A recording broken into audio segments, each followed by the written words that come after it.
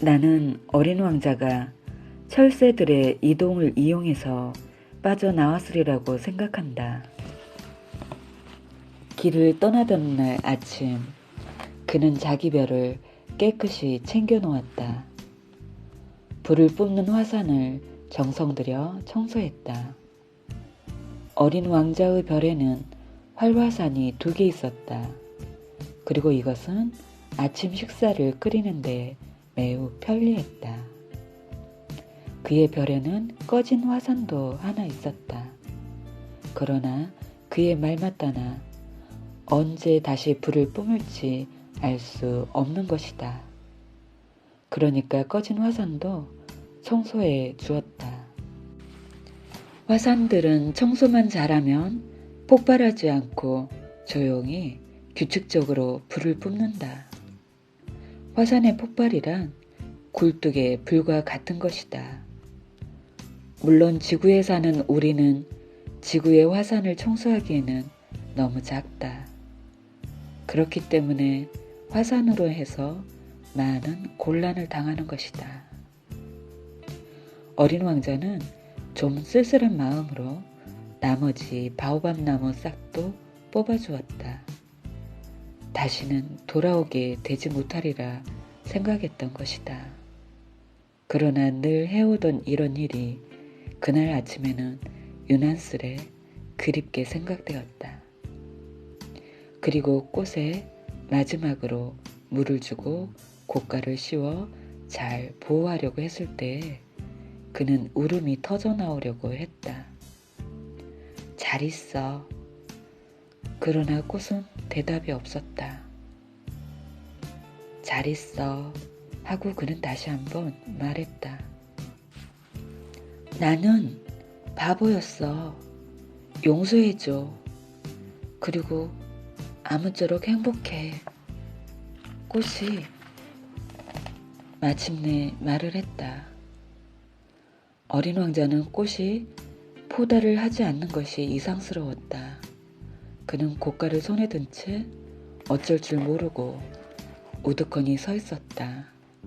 이렇게 조용하고 아늑함을 이해할 수가 없었다. 나는 네가 좋아 하고 꽃은 말했다. 너는 도무지 몰랐지? 그건 나의 탓이었어. 그렇지만 너도 나나 마찬가지로 어리석었어. 아무쪼록 행복해라. 그 고깔은 내버려둬. 이젠 쓰기 싫어. 그렇지만 바람이, 난 그렇게 감기가 몹시 든 것도 아니야. 찬바람은 내게 이로울 거야. 나는 꽃이니까. 하지만 벌레들이 나비를 보려면 벌레 2-3마리쯤은 견뎌야 돼. 나비는 참 예쁜 모양이던데. 그렇지 않으면 누가 나를 찾아주겠어. 너는 멀리 가 있을 거고 큰 짐승들은 조금 더 건널 것 없어. 나는 발톱이 있으니까. 그러면서 꽃은 천진스럽게 제 가시 4개를 가리켰다. 그리고 말을 이어 그렇게 우물쭈물하지 말아요. 속이 상해. 떠나기로 작정했으면 뚝 떠나는 것이지 했다. 그 꽃은 우는 꼴을 어린 왕자에게 보이고 싶지 않은 까닭이었다. 그렇게도 자존심이 강한 꽃이었다. 어린 왕자는 소옥성 325호, 326호, 327호, 328호, 329호, 330호가 있는 쪽에 있었다. 그래서 일거리도 구하고 무엇을 배우기도 할 생각으로 이 별들부터 찾아보기 시작했다. 맨 처음 찾아간 별에는 임금님이 살고 있었다. 임금님은 홍포와 수달피로 만든 망토를 입고 극히 검소하나마 위험 있는 옥자에 앉아 있었다. 아, 신민이 하나 왔도다. 어린 왕자를 보자 임금님은 소리쳤다. 나를 한 번도 본 일이 없는데 어떻게 알아볼 수가 있을까? 하고 어린 왕자는 이상히 여겼다. 임금님들에게는 이 세상이 아주 간단하다는 것을 어린 왕자는 알지 못했다. 모든 사람이 다 신민인 것이다. 좀 더 자세히 보게 이리 가까이 오라 하고 임금님은 어떤 사람의 왕 노릇을 하게 된 것이 몹시도 자랑스러워서 말했다. 어린 왕자는 앉을 자리를 둘레둘레 찾아보았으나 별 전체가 그 으리으리한 수달피 망토로 온통 덮여 있었다. 그래서 서 있는데 필요했던 터이라 하품이 나왔다. 왕의 어전에서 하품을 하는 것은 예의에 벗어나는 일이니라. 짐은 그것을 그만오라 하고 임금님이 말했다. 하품을 안 할 수가 없습니다. 머나먼 여행을 했고요. 또 잠을 못 자서요. 어린 왕자는 사뭇 당황해서 이렇게 대답했다. 그러면 하품하기를 명하노라. 짐은 몇 해째 하품하는 사람을 보지 못했노라. 자, 또 하품을 해보아라. 명령이니라.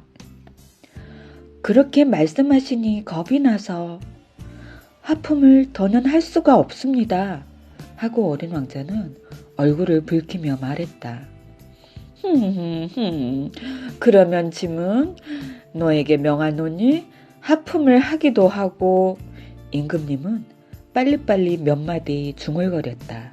심기가 상한 듯 했다. 임금님은 무엇보다 자기 권위가 존중되기를 원했다. 그는 불복종을 용납하지 않았다. 그는 전권을 가진 임금님이었다. 그러나 그는 마음이 매우 착하기도 했기 때문에 이치에 맞는 명령을 내리는 것이었다.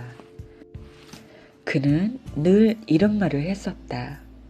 만약에 짐이 어떤 장군더러 물새로 변하라고 명령하여 장군이 이 명령에 복종하지 않는다면 그것은 장군의 잘못이 아니라 짐의 잘못일 것이로다. 앉아도 괜찮습니까? 하고 어린 왕자는 조심조심 물었다. 너에게 앉기를 명하노라. 이렇게 대답하며 임금님은 수달피 망토 한편 자락을 점잖게 끌어올렸다. 그러나 어린 왕자는 이상한 생각이 들었다. 이 별이 아주 조그만한데 대체 이 임금님은 무엇을 다스릴 수 있을까? 전하, 한 말씀 여쭈어볼 것이 있는데요. 짐은 너에게 질문하기를 명하노라. 임금님은 급히 말을 받았다. 전하께서는 무엇을 다스리십니까? 모든 것을 다스리노라. 아주 간단히 대답했다. 모든 것을요? 임금님은 손을 약간 들어 자기 별과 다른 별들과 떠돌이 별들을 가리켰다. 이것을 모두요? 하고 어린 왕자가 물었다. 이 모든 것을 하고 임금님은 대답했다. 왜냐하면 그는 전제적 군주일 뿐 아니라 또한 전 우주의 임금이었던 것이다. 그러면 별들이 전하의 명령에 복종합니까? 물론이로다. 곧 복종하는도다. 짐은 규율 어김을 용납치 아니하노라. 어린 왕자는 이러한 권능을 감탄하여 마지 않았다. 자기도 이런 권능이 있다면 의자를 뒤로 물릴 필요도 없이 해지는 광경을 하루 44번뿐 아니라 72번이나 100번까지라도 아니 200번까지라도 구경할 수 있었을 것 아닌가. 그리고 자기가 살다가 버리고 온 작은 별 생각에 약간 서글픈 마음이 들었기 때문에 용기를 내어 임금에게 한 가지 청을 했다. 저는 해지는 구경이 하고 싶습니다. 저를 기쁘게 해주십시오. 해가 지기를 명령해 주십시오. 만약에 짐이 어떤 장군더러 나비처럼 이곳 저곳으로 날아다니라거나 혹은 희곡을 쓰라거나 물새로 변하라고 명령하여 장군이 자기가 받은 명령을 이행하지 않는다면 장군과 짐 둘 중에 누가 잘못이겠는가? 전하의 잘못일 것입니다. 하고 어린 왕자는 당돌하게 대답했다. 옳도다. 각자에게 그들이 할 수 있는 것을 요구해야 하느니라. 권위는 우선 올바른 이치에 그 터전을 잡는 것이로다. 만약에 너의 백성에게 바다에 빠지라고 명령하면 그들은 모반을 일으킬 것이로다. 짐이 복종을 요구할 권리가 있음은 짐의 명령이 이치에 맞는 까닭이로다. 그러면 해가 지게 해주십사고 한 것은요? 한번 물어본 것은 잊어버리는 일이 없는 어린 왕자는 이렇게 일깨웠다. 너는 해 지는 것을 구경하리로다. 짐은 그것을 명령하겠노라. 그러나 짐의 다스리는 지식을 따라 조건이 갖추어지기를 기다리겠노라. 언제나 조건이 갖추어지겠습니까? 임금님은 우선 커다란 달력을 찾아보고 나서 대답했다.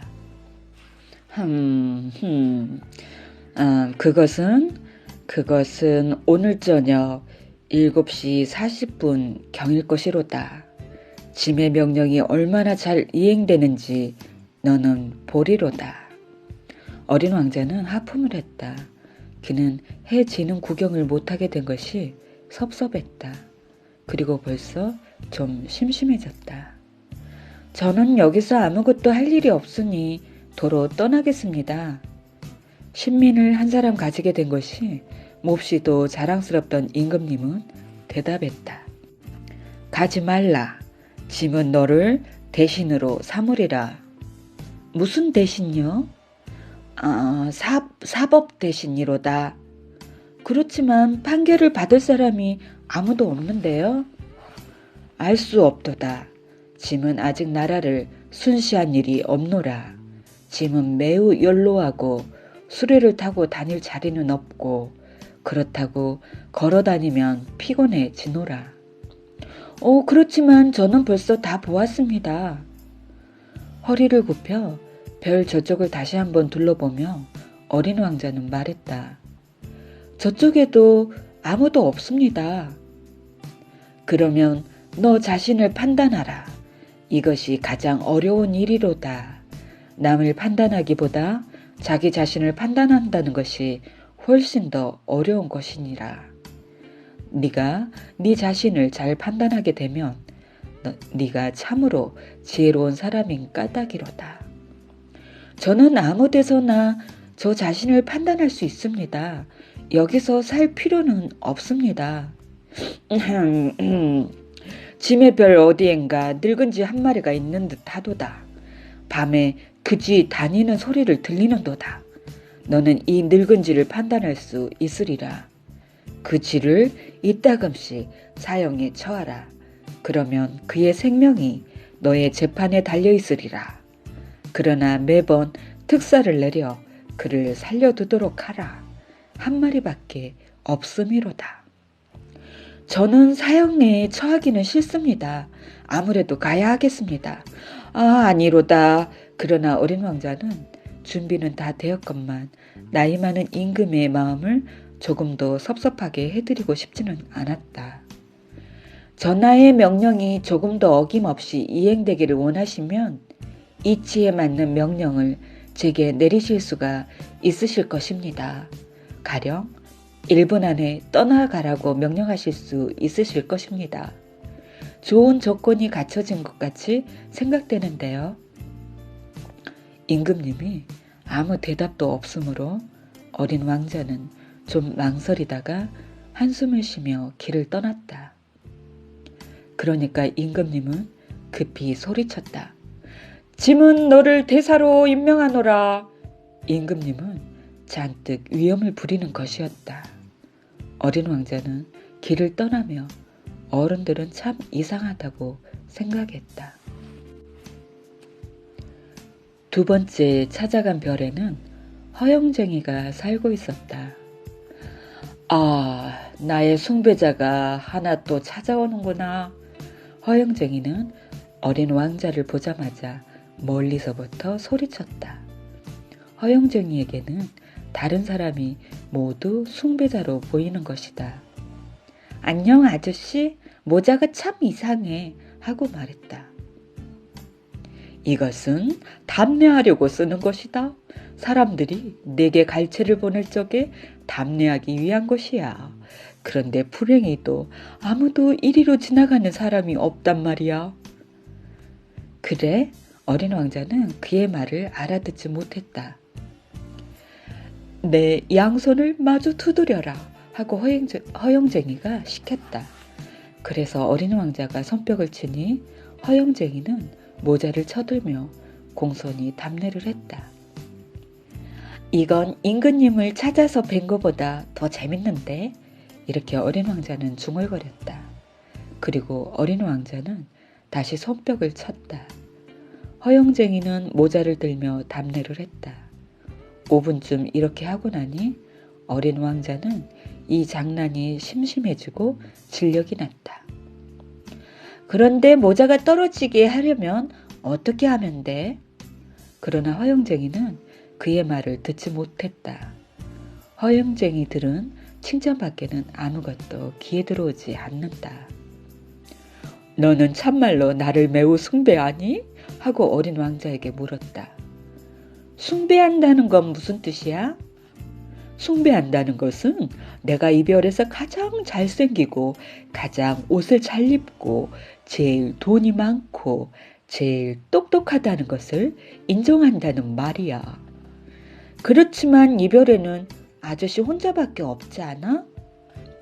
나를 즐겁게 해다오. 그렇더라도 나를 숭배해다오. 아저씨를 숭배해요. 그렇지만 이게 아저씨한테 무슨 소용이 있는 거야? 어린 왕자는 어깨를 약간 들먹하며 말했다. 그리고 별을 떠났다. 어린 왕자는 길을 가는 동안 어른들은 이상이 야릇하다고 생각할 뿐이었다. 다음 별에는 술고래가 살고 있었다. 이 별에는 아주 잠깐밖에 다녀가지 않았으나 어린 왕자는 아주 마음이 우울해졌다. 아저씨, 거기서 뭐해요?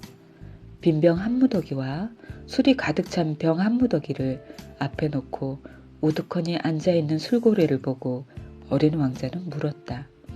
술 마신다 하고 술고래는 몹시 침울한 안색으로 대답했다.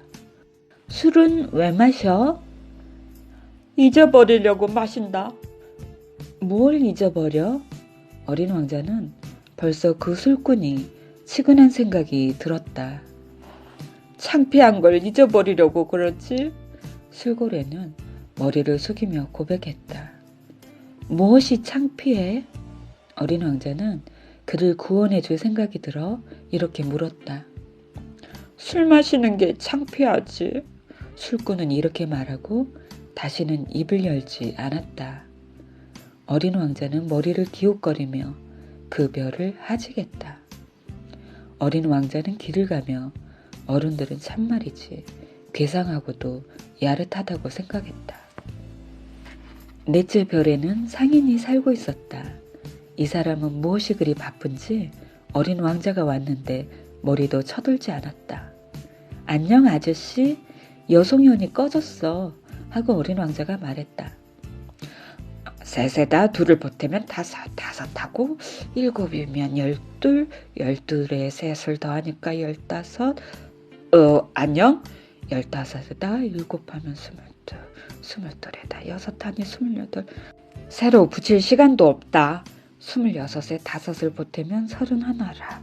휴, 그러니까 5억 162만 2731이 되는구나. 무엇이 5억이야? 응? 너 그저 거기 있었니? 저 5억 100만. 잊어버렸다. 하도 바빠서. 나는 착실한 사람이야. 쓸데없는 짓은 않는단다.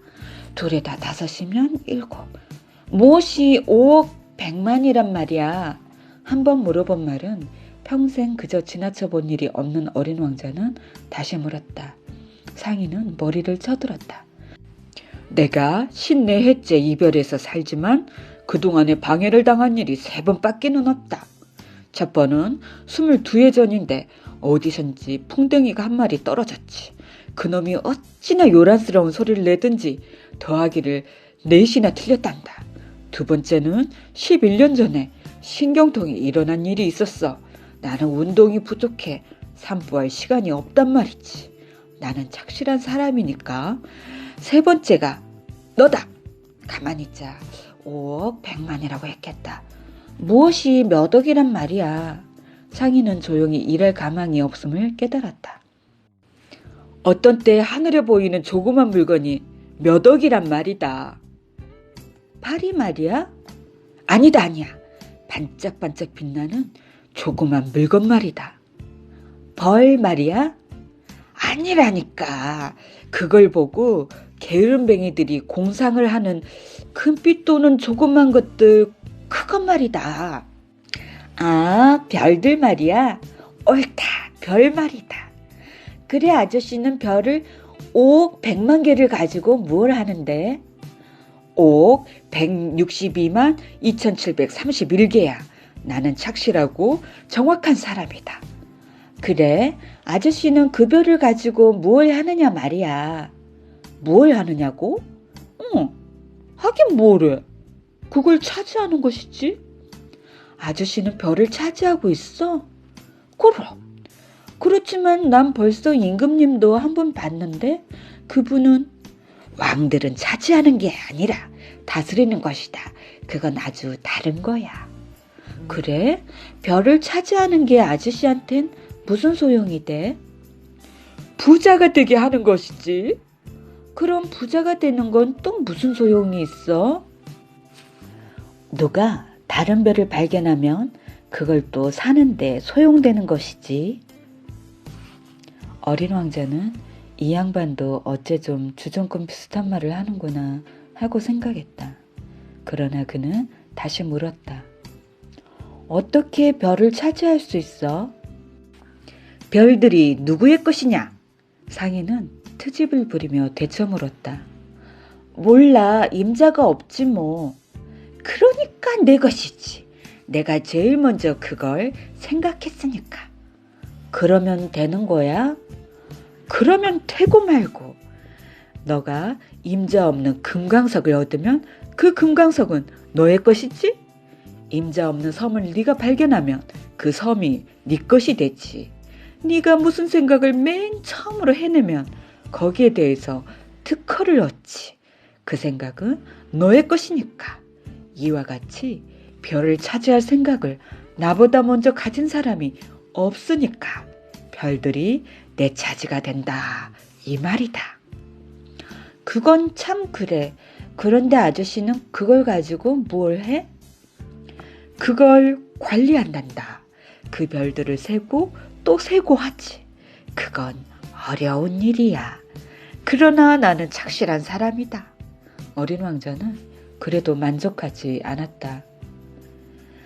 나는 말이야, 먹도리가 있으면 그걸 목에 두르고 다닐 수가 있어. 또 꽃이 있으면 그걸 따서 가지고 다닐 수도 있어. 그렇지만 아저씨는 별을 딸 수는 없지 않아? 하지만 나는 그것을 은행에 맡길 수가 있지. 그건 무슨 말이야? 조그만 종이 쪽에다가 내 별의 수를 적어서 서랍에 넣고 잠근단 말이다. 그뿐이야? 그뿐이지. 그거 재밌다. 꽤 시적인데 그렇지만 그리 착실한 일 같지는 않아. 하고 어린 왕자는 대답했다. 어린 왕자는 중대한 일이라는 데에 대해서 어른들과는 아주 다른 생각을 가지고 있었다. 그는 이런 말도 했다. 나는 꽃이 하나 있는데 매일 물을 줘. 나는 또 화산이 셋이 있는데 일주일에 한 번씩 청소를 해줘. 죽은 화산까지도 청소해 주거든. 어떻게 될지 모르니까. 내가 차지하고 있다는 게 꽃이나 화산에 이로운 일이야. 그렇지만 아저씨는 별들에게 이로울 게 없어. 상인은 입을 벌렸으나 대답할 말이 생각나지 않았다. 이리에서 어린 왕자는 이 별을 떠났다. 어린 왕자는 길을 가며 어른들은 참말이지 아주 이상이 야릇하구나 하고 생각할 뿐이었다. 다섯째 별은 아주 이상한 별이었다. 어린 왕자가 방문한 별들 가운데서도 작은 별이어서 그저 가로등 하나와 점등인 하나를 용납할 만한 자리가 있을 뿐이었다. 하늘 한 구석 집도 없고 사람도 없는 별에 가로등과 점등인이 무슨 소용에 닿는 것인지 어린 왕자는 이해할 수가 없었다. 그러나 그는 이런 생각을 했다. 이 사람이 어리석은 사람인지는 모르겠지만은 그래도 임금님이나 허영쟁이, 상인이나 주정뱅이보다는 덜 어리석어 보여. 적어도 그가 하는 일은 뜻있는 일이니까.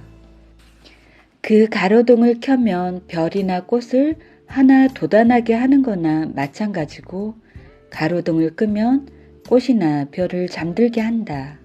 이건 매우 아름다우니까 참말로 이로운 일이다. 그 별에 발을 들여 놓으며 어린 왕자는 점등인에게 공손히 인사를 했다. 안녕 아저씨, 왜 지금 막 가로등을 껐어? 명령이다. 안녕. 점등인이 대답했다. 명령이 뭐야? 가로등을 끄라는 명령이다. 안녕. 그리고 나서 다시 가로등을 켰다. 그런데 왜 불을 다시 켰어? 명령이니까. 알아들을 수 없는데 하고 어린 왕자가 말했다.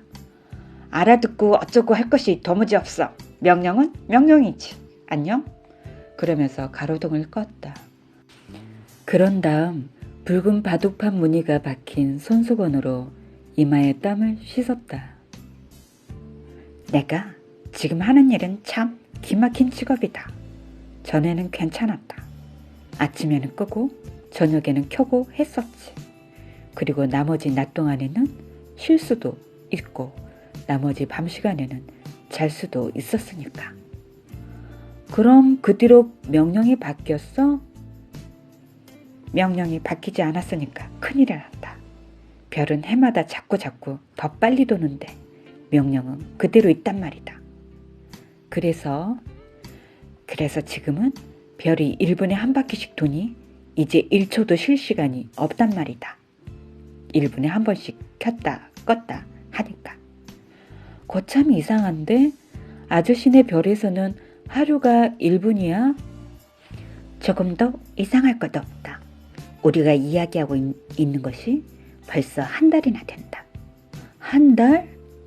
그럼 30분이 지났으니 30일이지. 안녕? 그리고 다시 불을 켰다. 어린 왕자는 점등이를 보면서 명령에 이렇게까지 충실할 수 있는 이 사람이 좋아졌다.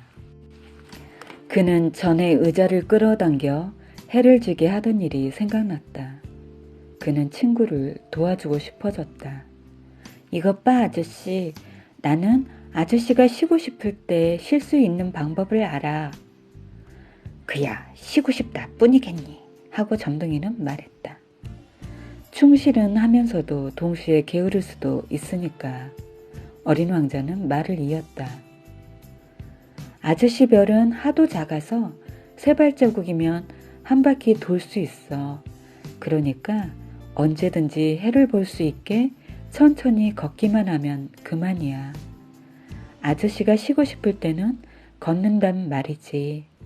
그러면 아저씨의 소원대로 해가 얼마든지 오래 갈 거니까. 그건 내게 별로 소용이 안 돼. 내가 이 세상에 사는 동안 하고 싶은 것은 잠을 자는 것이니까. 그거 안 됐는데 하고 어린 왕자가 말하니 안 됐고 말고 안녕? 하고 점등인이 말했다. 그리고 가로등을 껐다. 어린 왕자는 다시 길을 가며 이런 생각을 했다.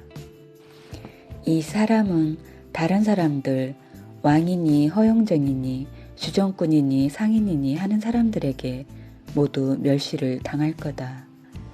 그러나 우스꽝스럽게 생각되지 않는 사람은 이 사람 하나뿐이다. 그건 아마 자기의 일 아닌 다른 일을 보살피니까 그렇겠지. 그는 섭섭해서 한숨을 내쉬며 또 이런 생각도 했다. 내가 친구를 삼을 만한 사람은 그 사람 하나뿐이었는데, 그렇지만 그 별은 너무 작아서 둘이 있을 자리가 없어. 어린 왕자가 차마 고백을 못하는 것은 무엇보다도 24시간 동안에 해가 1440번이나 지는 것 때문에 이 복받은 별을 못 잊어 한다는 사실이었다.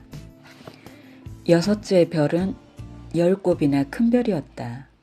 거기에는 무지하게 큰 책을 쓰고 있는 늙은 분이 살고 있었다. 아이고, 탐험가가 하나 왔네. 어린 왕자를 보자 노인은 소리를 질렀다. 어린 왕자는 상 위에 앉아서 숨을 약간 몰아쉬었다. 벌써 그렇게도 긴 여행을 했었으니까. 넌 어디서 오는 거냐? 하고 노인이 말했다. 이 큰 책은 뭐예요? 할아버지는 여기서 무엇을 하세요? 하고 어린 왕자는 말했다. 나는 지리학자야. 지리학자가 뭔데요? 바다가 어디에 있고 강이 어디에 있고 도시와 산과 사막이 어디 있는지 아는 학자지. 그건 참 재미있는데 이제야 참말 직업다운 직업을 보게 되었구나 하면서 어린 왕자는 지리학자의 별을 한 바퀴 휘둘러 보았다. 그는 아직 이처럼 훌륭한 별을 본 일이 없었다. 할아버지 별은 참 아름답습니다. 큰 바다들이 있습니까? 나는 알 수 없다. 지리학자가 대답했다. 그러세요? 어린 왕자는 기대가 어그러졌다. 산은요? 내가 알 수 있니? 그럼 도시며 강이며 사막은요? 그것도 알 수 없다. 할아버지는 지리학자시면서 그러세요? 맞았다. 그러나 나는 탐험가는 아니다. 내게는 탐험가가 도무지 없단 말이다. 지리학자는 도시며 강이며 산이며 바다며 대양이며 사막들을 새로 돌아다니는 것은 아니야. 지리학자는 아주 중요하니까 돌아다닐 수가 없다. 서재를 떠나지 못해. 그러나 서재에서 탐험가들을 만나본다. 탐험가들에게 물어가지고 그들의 추억을 기록해둔다. 그래서 그 중에 어떤 사람이 본 것이 흥미가 있으면 지리학자는 그 탐험가의 인격을 조사시킨다. 그건 왜요? 어떤 탐험가가 거짓말을 하면 지리책에 크나큰 변을 일으킬 것이니까 그렇지.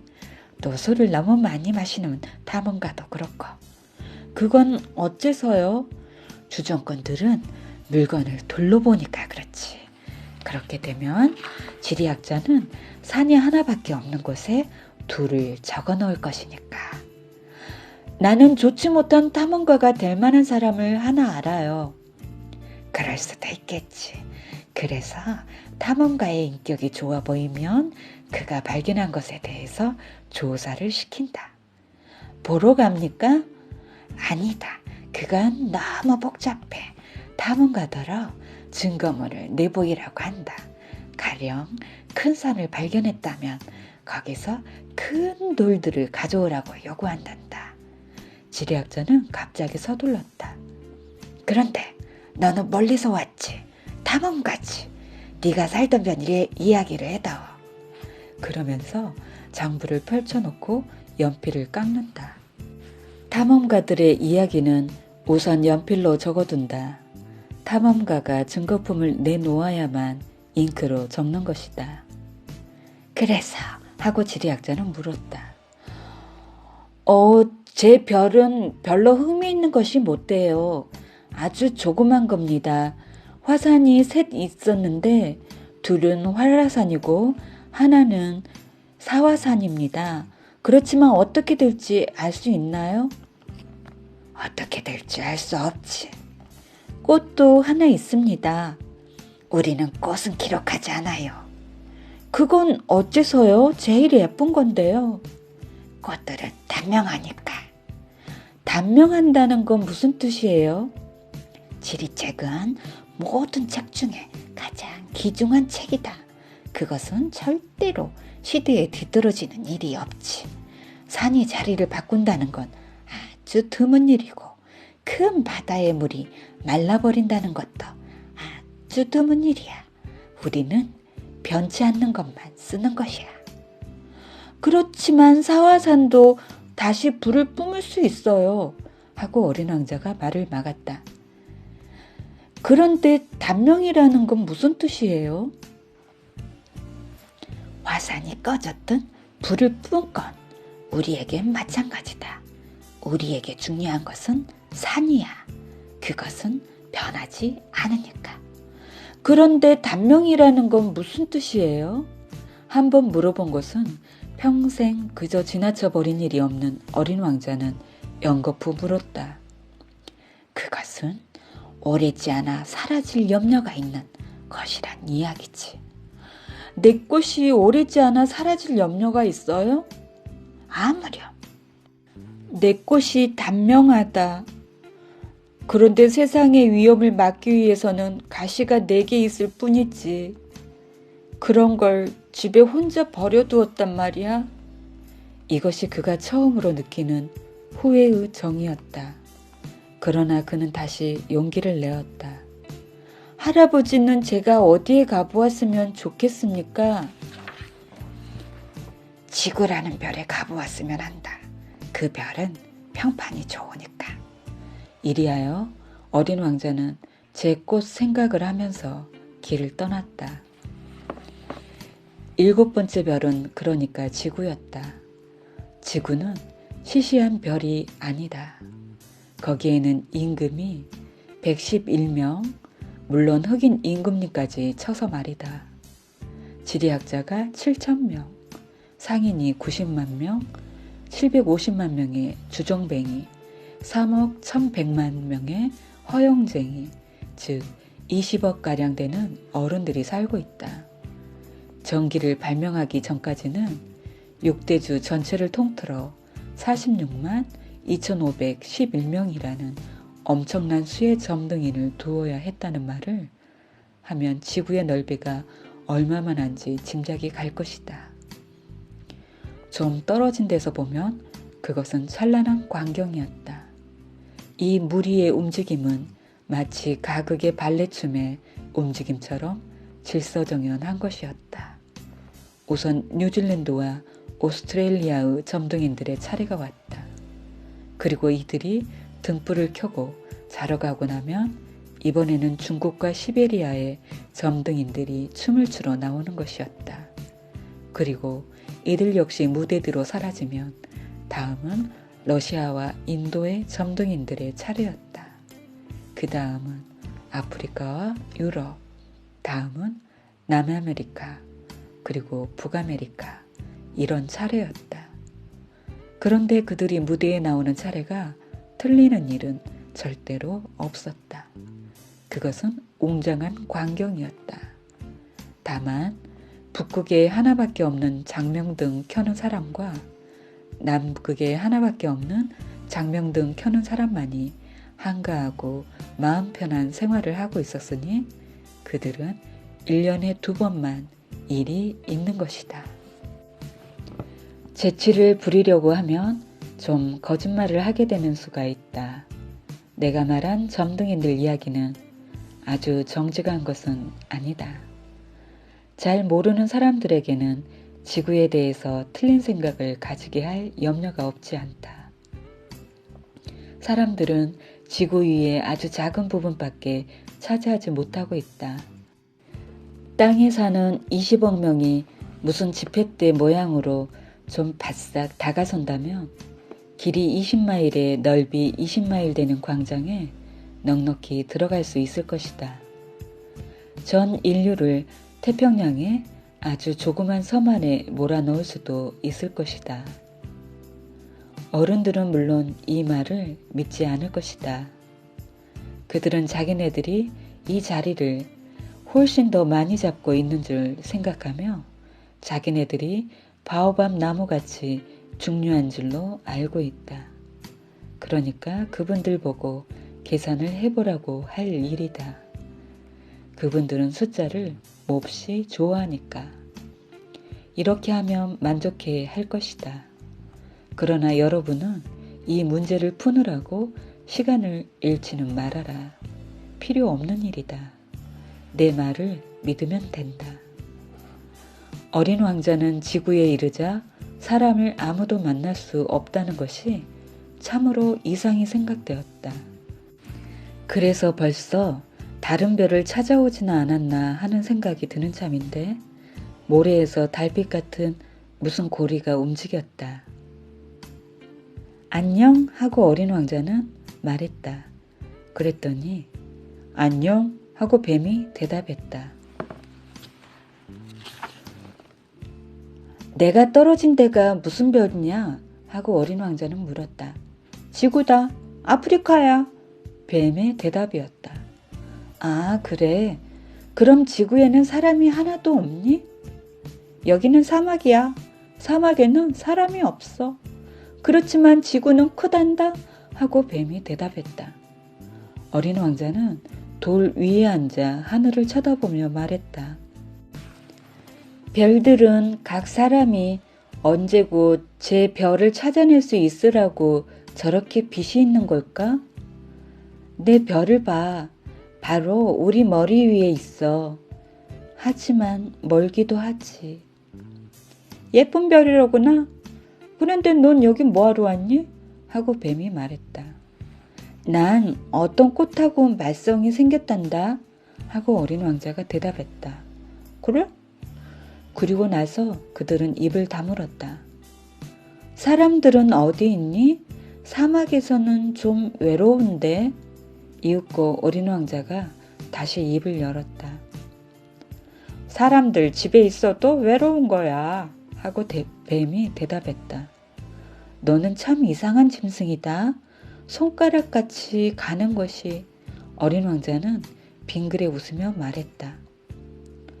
그렇게 무섭지는 않은데 넌 다리도 없지. 여행도 못하지. 난 너를 배보다 더 멀리 데리고 갈 수가 있어. 뱀은 어린 왕자의 발목에 팔찌 모양으로 감기며 또 이런 말을 했다. 내가 건드리는 사람은 자기가 나왔던 땅으로 돌아가게 되는 거야. 하지만 너는 순진하고 또 별에서 왔으니까. 어린 왕자는 대답을 하지 않았다. 그렇게도 연약한 네가 바위투성이 땅 위에 있는 것을 보니 가엾은 생각이 드는구나. 네 별이 몹시 그리우면 내가 언제고 너를 도와줄 수가 있어. 나는 잘 알았다. 그런데 어째서 밤낮 수수께끼처럼 얘기하니? 어린 왕자가 말했다. 난 그걸 모두 풀어준다. 그리고 나서 그들은 입을 다물었다. 어린 왕자는 사막을 건너질렀으나 만난 것이라고는 꽃 하나밖에 없었다. 꽃잎이 셋 달린 아주 보잘것없는 꽃이었다. 안녕 하고 어린 왕자가 말했다. 안녕 하고 꽃이 대답했다. 사람들은 어디 있니? 어린 왕자가 공손히 물었다. 이 꽃은 어느 날 대상들이 지나가는 것을 본 일이 있었다. 사람들? N7명 있기는 있나 봐. 몇 해 전인가 그 사람들을 본 일이 있어. 그렇지만 어딜 가야 만날지는 도무지 알 수가 없어. 바람에 불려 돌아다니니까. 사람들은 뿌리가 없어. 그래서 많은 불편을 느끼는 거야. 잘 있어라 하고 어린 왕자가 말했다. 잘 가라 하고 꽃은 대답했다. 어린 왕자는 높은 산에 올라갔다. 그가 아는 산이라고는 무릎에 차는 새 화산밖에 없었다. 꺼진 화산을 그는 걸상 대신 쓰기도 했었다. 그래서 이런 생각을 했다. 이렇게 높은 산에서는 한눈에 지구 전체와 사람들을 다 볼 수 있겠지? 그러나 그가 본 것은 겨우 몹시 날카로운 바위 산봉우리 뿐이었다. 안녕! 그는 무턱대고 말해보았다. 그랬더니 안녕 안녕 안녕 하고 메아리가 대답했다. 누구냐? 하고 어린 왕자가 말하니 누구냐 누구냐 누구냐 하고 메아리가 대답했다. 나하고 친하자. 나는 외롭다. 나는 외롭다. 나는 외롭다. 나는 외롭다 하고 메아리가 또 대답했다. 그래서 어린 왕자는 이런 생각을 했다. 이상도 하지. 아주 메마르고 몹시 뾰족하고 소금이 버석버석하고 거기다가 사람들은 상상력도 없이 남이 하는 말을 되뇌기나 하고 내 집에는 꽃이 하나 있지만 그 꽃은 언제나 말을 먼저 걸었는데 어린 왕자는 오랫동안 모래와 바위와 눈 위로 이리저리 헤매인 끝에 마침내 길을 하나 찾아내게 되었다. 그리고 길이란 모두 사람들 있는 대로 가는 것이다. 안녕 하고 어린 왕자는 말했다. 그것은 장미꽃이 피어있는 정원이었다. 안녕 하고 장미꽃들도 말했다. 어린 왕자가 꽃들을 쳐다보니 모두 자기의 꽃과 비슷한 것이었다. 어이가 없어. 너희들은 누구냐? 하고 물었더니 우리들은 장미꽃이야 하고 대답했다. 아, 그래. 어린 왕자는 자기 자신이 아주 불행하게 생각되었다. 그의 꽃은 이 세상에 자기 같은 꽃은 하나도 없다고 말했었는데 지금 이 정원 하나만 해도 똑같은 꽃이 5,000송이나 있지 않은가. 내 꽃이 이걸 보면 꽤 속이 상할 거야. 어린 왕자는 이렇게 생각했다. 창피한 꼴을 겪지 않으려고 기침을 몹시 하고 죽는 신용을 할 거야. 그러면 나는 또 저를 간호해 주는 채 해야 될 거야. 그렇지 않으면 내게도 창피를 주려고 정말 죽어버릴 테니까. 그리고 또 이런 생각도 했다. 나는 하나밖에 없는 꽃을 가져서 부자라고 생각했었는데 장미꽃 하나밖에 가진 것이 없었구나.